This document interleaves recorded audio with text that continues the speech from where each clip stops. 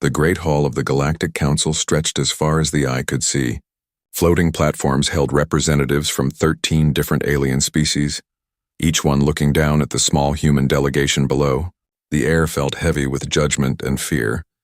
Captain Hyunwoo stood straight in his blue uniform, even though his hands shook slightly.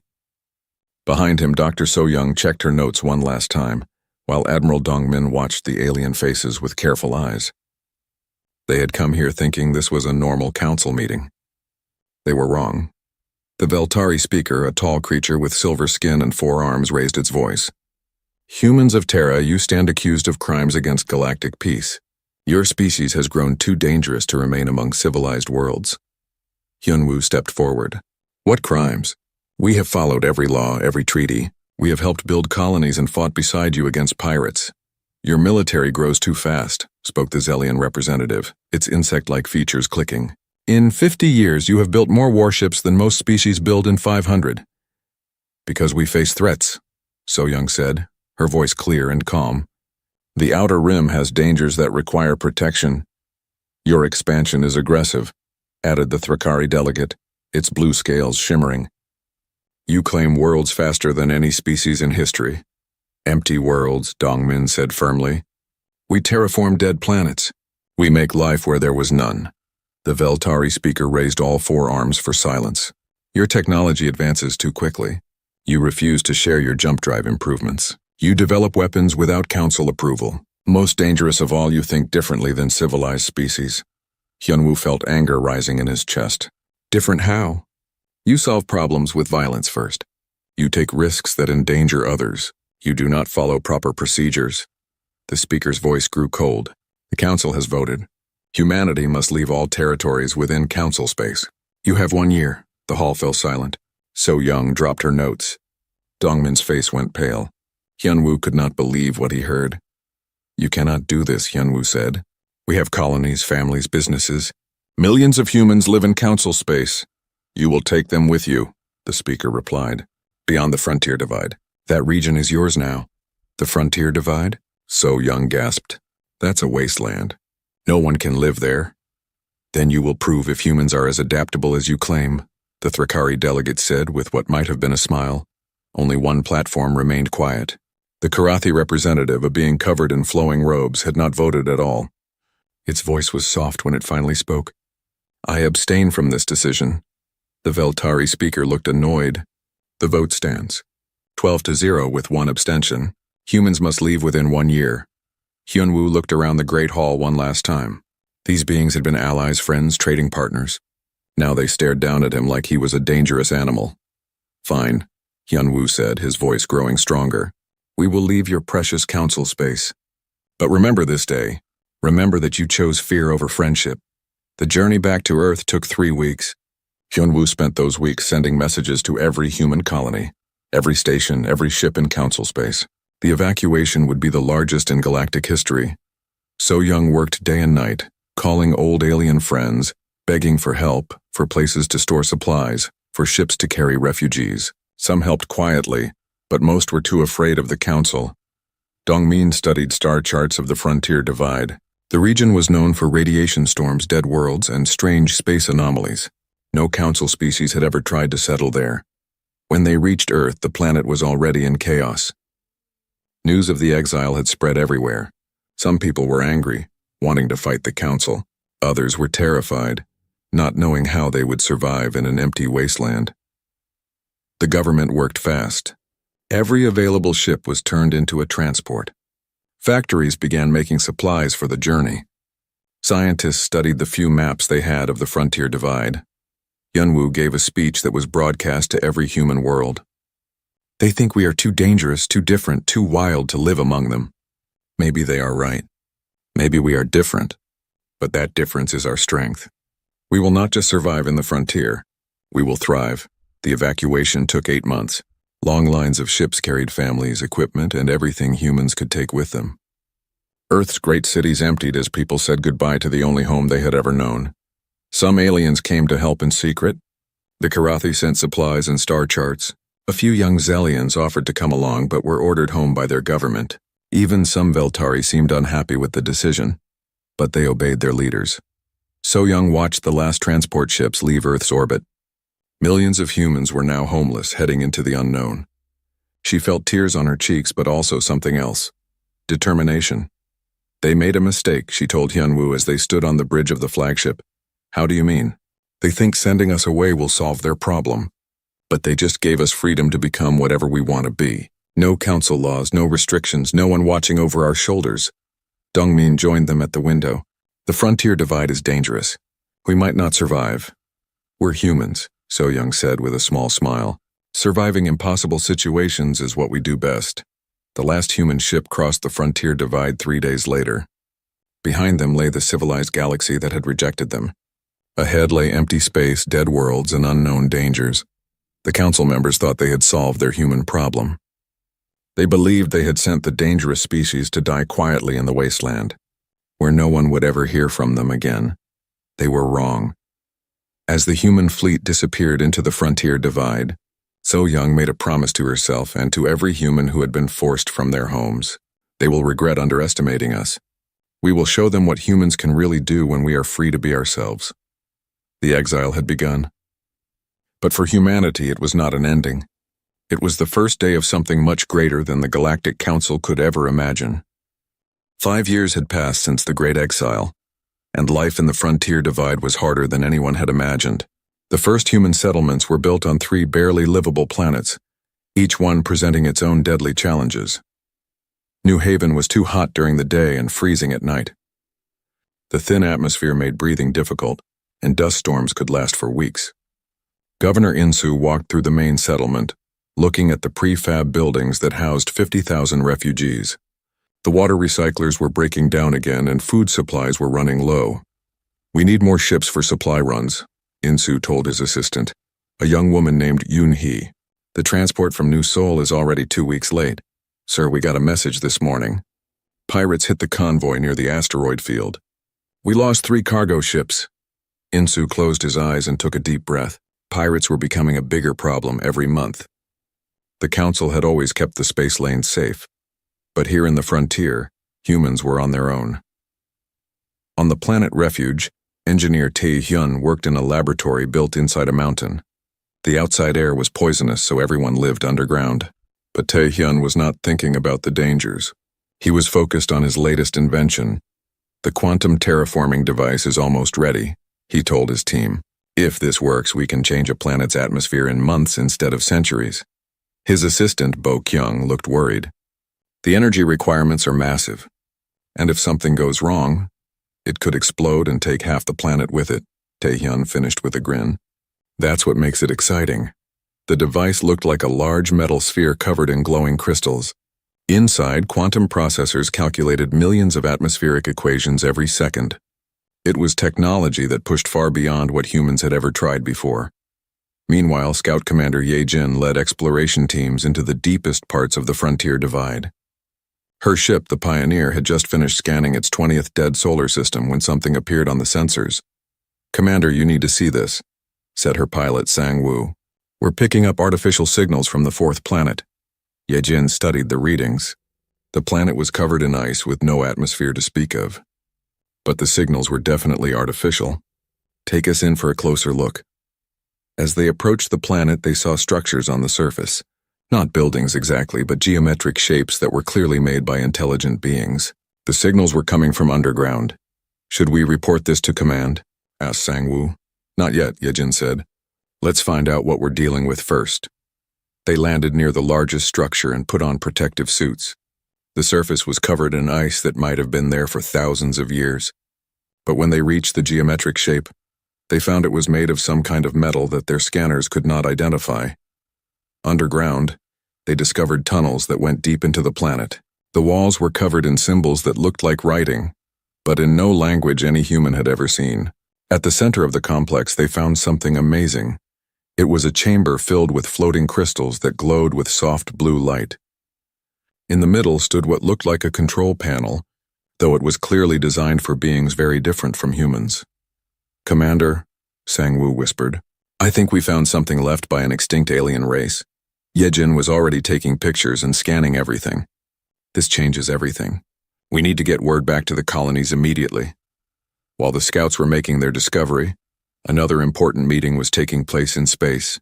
A small fleet of unusual ships had approached the human settlement on New Haven. The ships were long and sleek, with solar panels that looked like wings. The lead ship requested permission to land, and Governor Insu decided to meet with them personally. When the airlock opened, he saw his first non-human visitors since the exile. They called themselves Zephyrians. They looked almost human, but taller and thinner, with pale skin and large eyes. Their leader introduced herself as Captain Nara.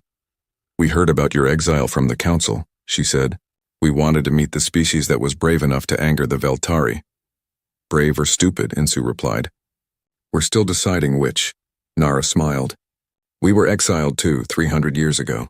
The council said we were too independent, too willing to trade with forbidden species." "Where have you been living?" "Everywhere and nowhere. We became nomads, traveling from system to system, but we heard humans might be different. We hoped we could help each other." The Zephyrians had knowledge that humans desperately needed. They knew which systems had useful resources, which space routes were safe, and most importantly, they knew about other exiled species scattered throughout the galaxy. "There are others like us?" Insu asked. "Many others. The Council has been exiling difficult species for thousands of years. Most die alone in the darkness, but you humans, you might be strong enough to bring us all together." Back on Refuge, Tae-hyun was ready to test his terraforming device. The target was a small moon with no atmosphere at all. If the device worked, it would create breathable air in just a few hours. "All teams stand by," Tae-hyun announced over the radio. Beginning quantum terraforming sequence, the device began to glow brighter and brighter.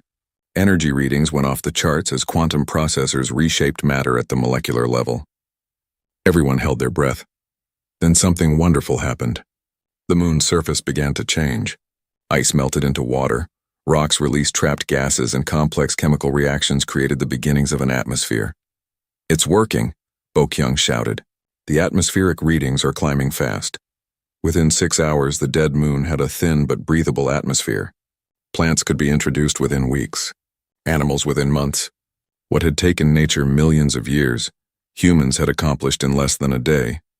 News of the terraforming success spread quickly through all the human colonies. For the first time since the exile, people began to feel hope. They were not just surviving in the frontier divide.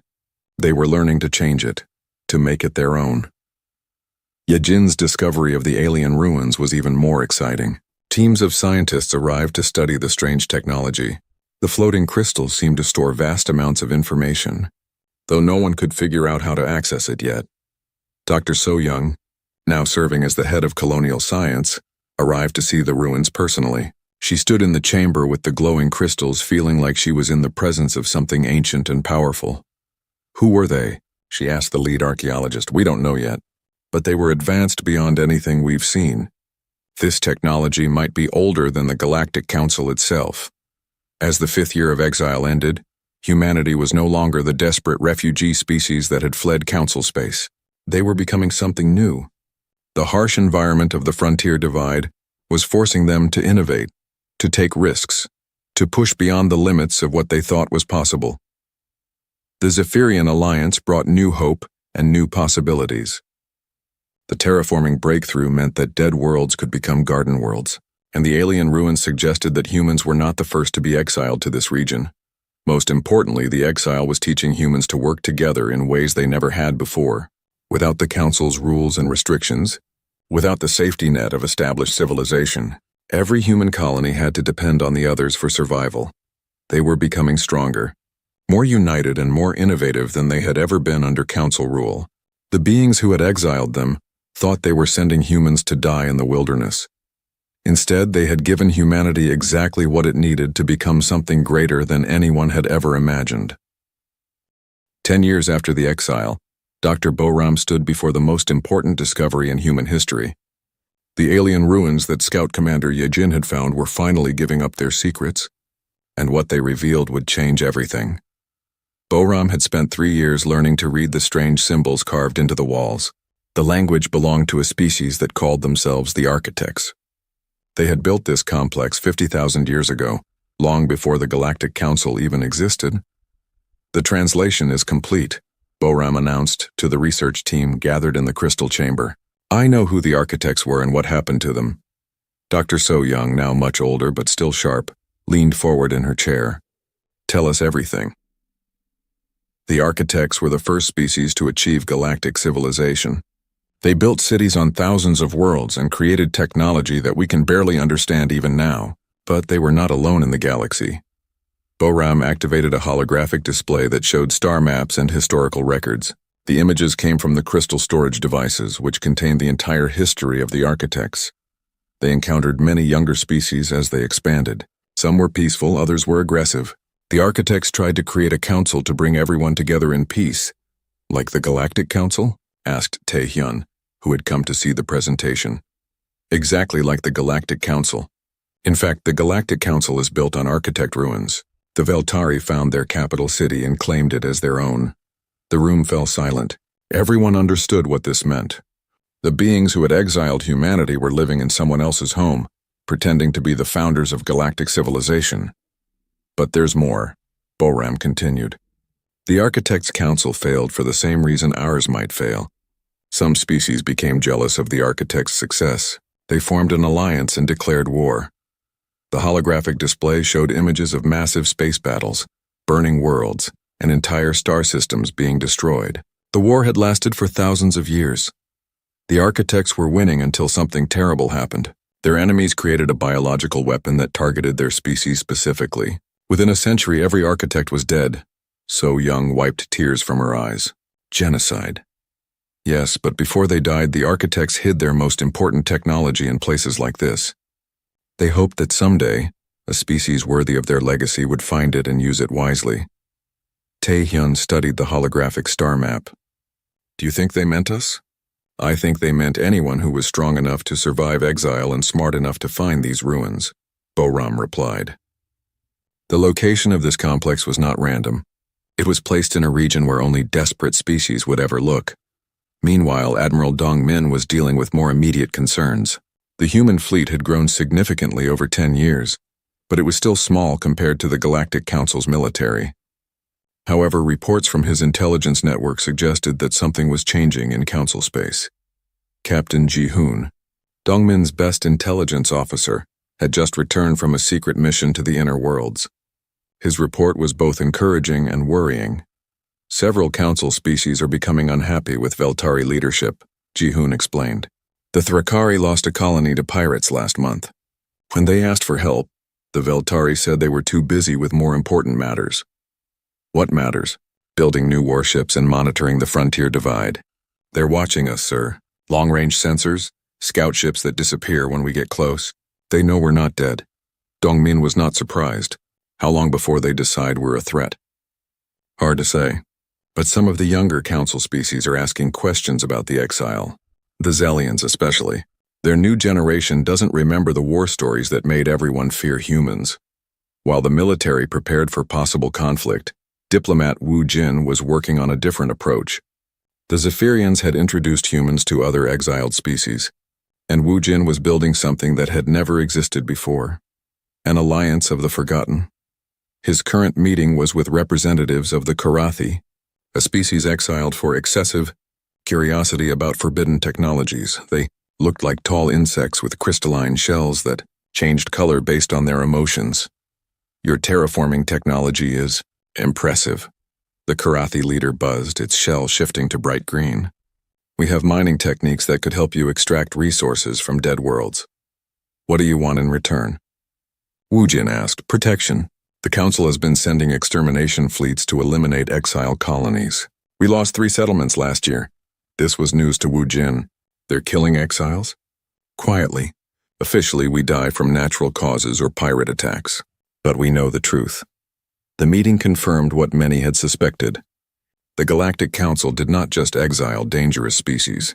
They eventually eliminated them entirely. Humanity's growing success in the frontier divide was probably making them nervous. Back at the Architect ruins, Boram's team had made another breakthrough.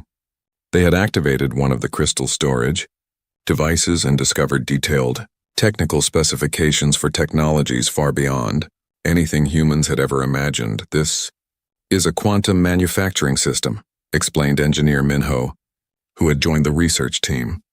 It can build anything we can design using pure energy to create matter. How is that possible? So Young asked. The architects understood the universe in ways we don't. They could manipulate space and time at the quantum level. With this technology, we could build a fleet of ships in weeks instead of years. But the most important discovery was yet to come. Deep in the computer core, Boram found a message that the architects had left specifically for whoever found their ruins. The message activated automatically when Boram approached the central crystal. A holographic figure appeared, tall and graceful, with features that seemed almost human but not quite. If you are seeing this message, our civilization is gone, the figure said in perfect human language. We have programmed this system to learn your language and customs from your own records. Everyone in the chamber stopped what they were doing to listen. We built this vault not just to preserve our technology, but to help the next generation of exiles. Every few thousand years, the galactic powers repeat the same pattern. They grow comfortable, then fearful, then violent toward anyone who threatens their dominance. The figure gestured, and star maps appeared around the chamber. We have placed similar vaults throughout the galaxy. Some have been found and used. Others wait for the right species to discover them. You humans show promise. You survive where others die. You adapt where others fail. You unite where others fragment. Boram felt chills running down her spine as the message continued. But survival is not enough. If you want to ensure the future of your species and others like you must become strong enough to change the galaxy's power structure. Our technology can help you do this. The holographic figure pointed to one of the star maps, which showed the location of other architect vaults. Gather the exiles. Build an alliance. Use our knowledge to become what the galaxy needs, a force for justice instead of oppression. The tools are here. The choice is yours. The message ended, leaving the chamber in absolute silence. Everyone understood that they had just witnessed something that would change the course of galactic history. So Young was the first to speak. We need to contact all human colonies immediately, and our Zephyrian allies. This changes everything. What do we do first? Asked Taehyun. Boram looked at the crystal storage devices that contained 50,000 years of advanced knowledge. We learn, we build, and we prepare to show the galaxy what exiled species can accomplish when they work together. Outside the ruins, space remained empty and quiet. But across the frontier divide on dozens of human worlds, people were about to discover that their exile was not punishment. It was preparation for something far greater than anyone had ever imagined. The architects had given them the tools. Now humanity would decide what to build with them. 15 years after the exile, the frontier divide was no longer a wasteland. It had become the heart of something the galaxy had never seen before, an empire built by the forgotten and discarded. Chancellor Hyunwoo stood on the observation deck of Exodus Station, watching construction ships add another ring to the massive space habitat. The station was already home to 2 million beings from dozens of different species, all united by one thing. They had been cast out by the Galactic Council. The latest reports from the outer colonies. Sir, said his aide, bringing him a data pad. Hyunwoo scanned the numbers with satisfaction. 67 star systems now flew the banner of the Frontier Alliance. Terraforming operations had made 30 dead worlds into garden planets. The quantum manufacturing centers were producing technology that surpassed anything in Council space. But most importantly, the Alliance was growing every day. Word was spreading throughout the galaxy that the exiles had found a new home, and more refugees arrived each week. On the military shipyards orbiting New Seoul, Fleet Admiral Ji-hoon watched the completion of humanity's newest warship.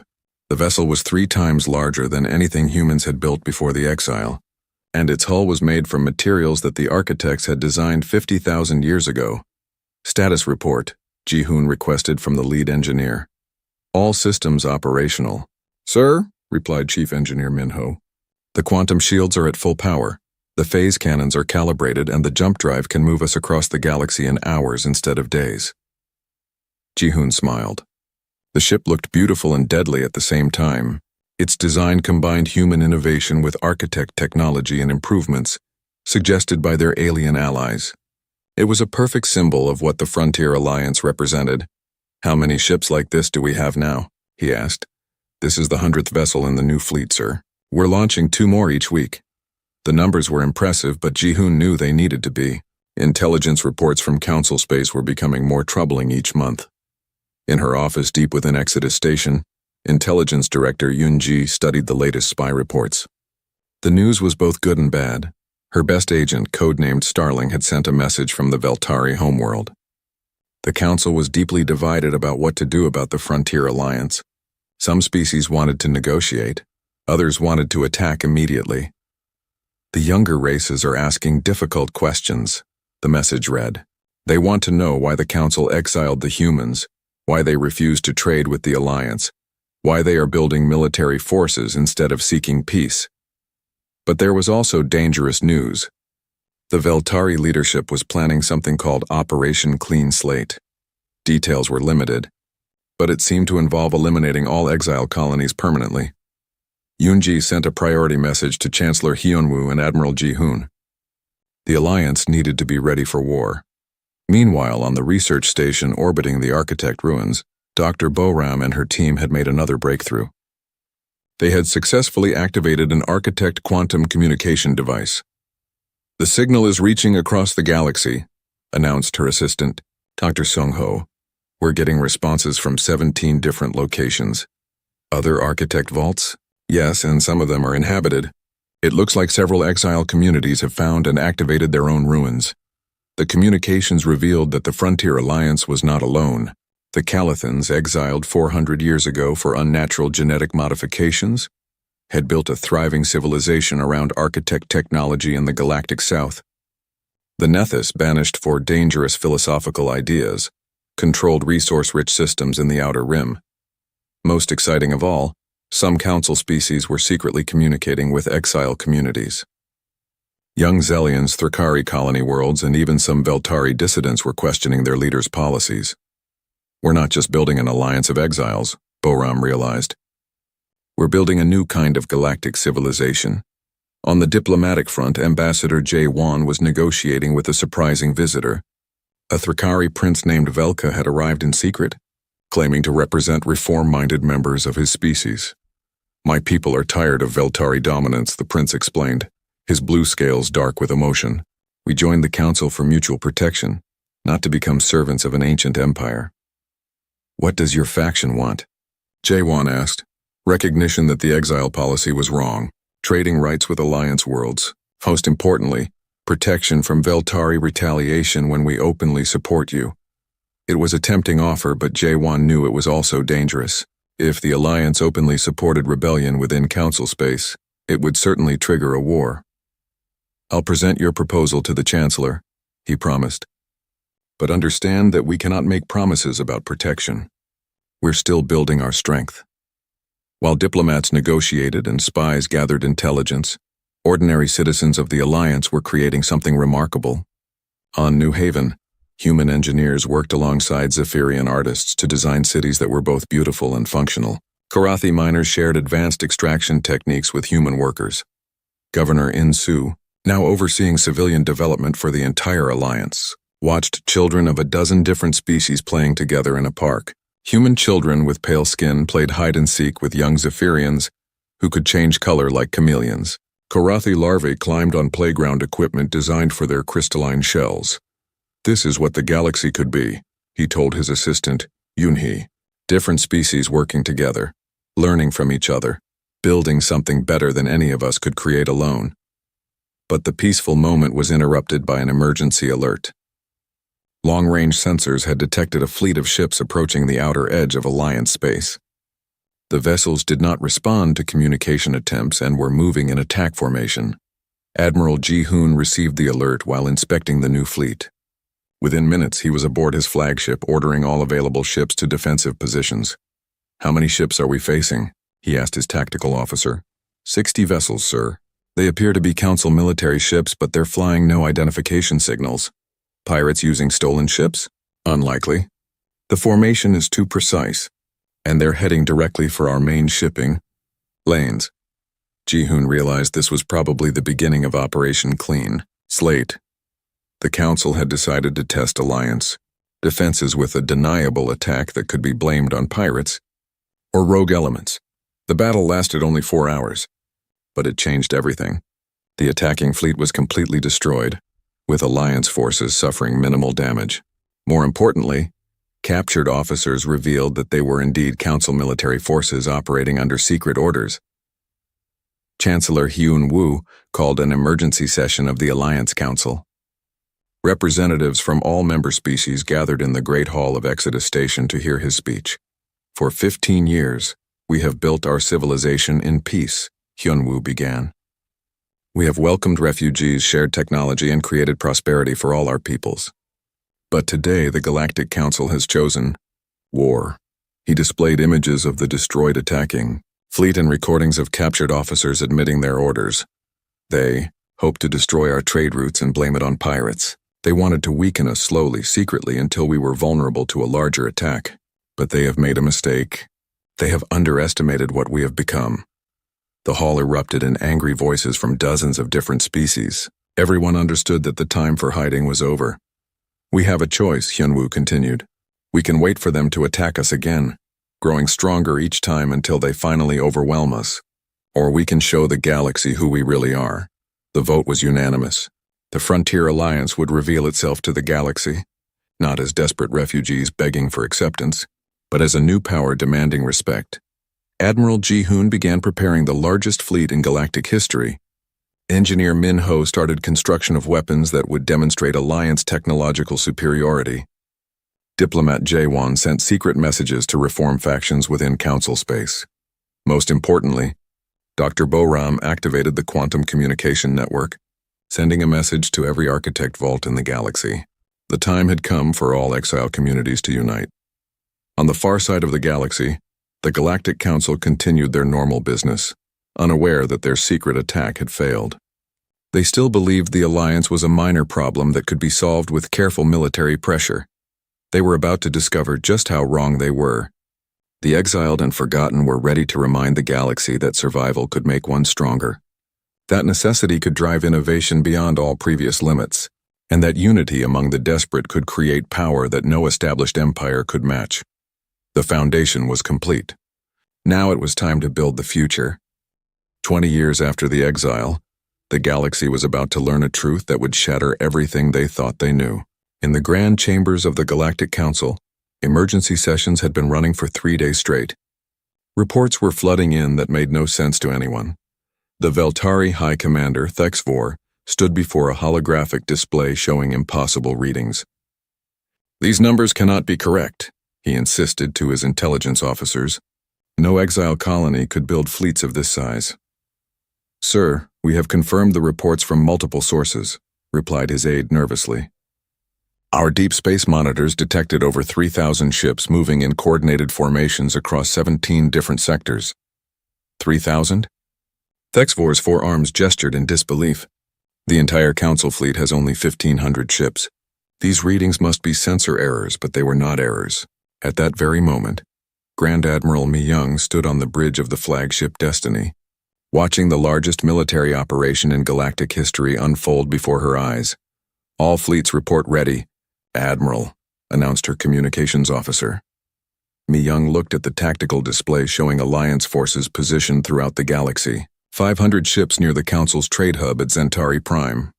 400 more surrounding the Veltari Military Academy at Kethis. Another 600 approaching the industrial worlds of the Thrakari sector.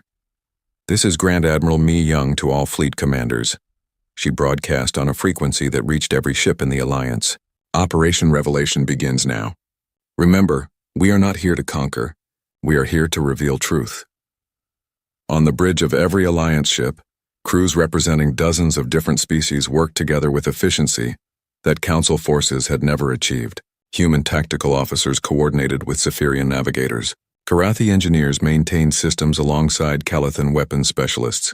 The first Council world to encounter Alliance forces was Zentari Prime, a major trading hub with 40 million inhabitants. The planet's orbital defenses detected incoming ships and immediately sent out warnings. "Unknown vessels, you are entering restricted Council space," broadcast the defense commander. "Identify yourselves immediately or face destruction." The reply came from Captain Huan Su, commanding the lead Alliance squadron. "This is the Frontier Alliance vessel Freedom's Dawn. We come in peace, but we come prepared for war. Lower your weapons and prepare to receive a diplomatic transmission." "Alliance?" the defense commander sputtered. "What alliance?" There are no significant powers beyond Council space. Instead of answering with words, Captain Huansu activated his ship's quantum shielding system. The Alliance vessels suddenly appeared 10 times larger on sensors as their true capabilities became visible. Weapons that could crack planets, shields that could stop stars, and propulsion systems that defied known physics. The defense commander stared at his screens in shock. Each Alliance ship was more powerful than anything in the Council fleet, and there were 500 of them surrounding his planet. I need to contact the Council immediately, he stammered. Please do, Captain Huansu replied. But first you will receive a message that your people deserve to hear.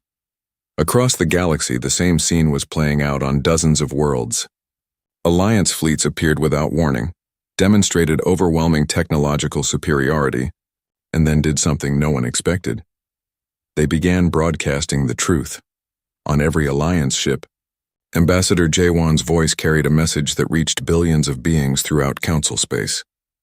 The transmission was accompanied by holographic records from the Architect ruins, showing the real history of galactic civilization.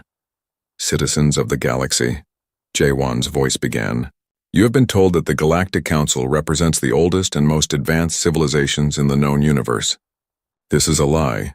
The broadcast showed images of Architect cities, technologies, and historical records. It revealed that the Veltari had built their empire on the ruins of a far greater civilization that they had helped destroy. The species you know as the founding races are not founders at all. They are inheritors who claimed credit for achievements that were not their own, and for thousands of years they have exiled or eliminated any species that might challenge their false authority. On the Council worlds, billions of beings watched in stunned silence as evidence poured forth. Lists of exiled species, records of genocides, proof of systematic oppression disguised as law and order. 20 years ago, humanity was exiled for being too dangerous, too innovative, too unwilling to accept limitations. Today we return not as conquerors but as liberators. We offer every species in the galaxy a choice. Continue to live under the rule of liars and murderers, or join us in building something better. The reaction was immediate and explosive. On Thrakari worlds, young citizens took to the streets demanding answers from their leaders. Zellian colonies declared independence from Council authority. Even on some Veltari worlds, dissidents began openly questioning their government's actions. In the Council chambers, chaos reigned. Species representatives demanded explanations for crimes they had never known about. Some called for immediate negotiations with the Alliance. Others demanded total war. High Commander Thexvor was shouting over the noise. This is propaganda, lies designed to turn us against each other. But Councillor Velka of the Thrakari stood up, his blue scales bright with anger. Are you saying our own historical records are lies? Because I have just received confirmation from our archives. Every crime they list is documented in our own files. The Zellian representative clicked her mandibles in agreement. My species' records show the same patterns. How many others have you hidden from us? Within hours, 6 Council species had withdrawn from the emergency session. 3 more were demanding investigations into historical records. The 1,000-year alliance that had ruled the galaxy was falling apart. On Exodus Station, Chancellor Hyunwoo watched the reports with mixed emotions. The revelation was working exactly as planned, but he took no pleasure in the chaos spreading across Council worlds. Sir, we're receiving requests for negotiations from 12 different species, reported his communications officer. What about the Veltari? They're mobilizing their fleet for a massive counterattack. Our intelligence suggests they plan to destroy Exodus Station and execute Alliance leadership publicly. Hyunwoo was not surprised. The Veltari had too much to lose to accept peaceful change. They would fight to preserve their power even if it meant destroying the galaxy. Send a message to Grand Admiral Mi-young, he ordered. Tell her to prepare for the final phase. Mi-young received the message while her fleet held position around the Veltari homeworld. The planet's defenses were impressive, but they were designed to fight enemies using Council technology. They had no answer for Alliance weapons based on Architect science. Admiral, the Veltari Grand Fleet is approaching our position, reported her tactical officer. 800 ships, including their largest dreadnoughts. Let them come, Mi-young replied calmly. It's time they learned what 20 years of innovation can accomplish. The Veltari Grand Fleet had never suffered a major defeat in over 1,000 years of warfare. Their dreadnoughts were the size of small cities, armed with weapons that could sterilize planets. As they approached the Alliance fleet, their commanders were confident that superior numbers would overcome any technological advantages. They were wrong. The battle lasted exactly 47 minutes. Alliance ships moved with impossible speed, their quantum shields deflecting every attack while their phase cannons tore through Veltari hulls like paper. When the firing stopped, 600 Veltari ships were destroyed or disabled. The Alliance fleet had suffered no casualties. But the most shocking moment came when the remaining Veltari ships tried to retreat. Alliance vessels simply appeared around them, having jumped through space in ways that violated every law of physics the Council understood. Veltari vessels. "This is Grand Admiral Mi Young," she broadcast to the surviving ships. "Your fleet is surrounded. Surrender now and your crews will be treated honorably. Continue fighting and we will demonstrate weapons that will make this battle look like a minor skirmish." The Veltari fleet commander, faced with technology he could not comprehend and firepower he could not match, did something no Veltari had done in 1,000 years. He surrendered. News of the Veltari defeat spread across the galaxy within hours. The species that had dominated galactic politics for millennia had been crushed by exiles they thought were dead or dying in the wilderness. On world after world, species that had lived under Council rule for generations began declaring independence. The Frontier Alliance was no longer a rebel movement. It had become the dominant power in the galaxy. But Emperor Hyunwoo, as he was now being called, understood that military victory was only the beginning. The real challenge would be building a galactic civilization that was actually better than what came before. "We have shown them our strength," he told his advisors during an emergency council meeting.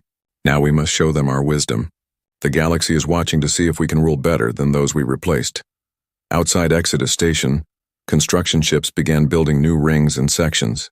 The station would need to be expanded to house representatives from hundreds of worlds.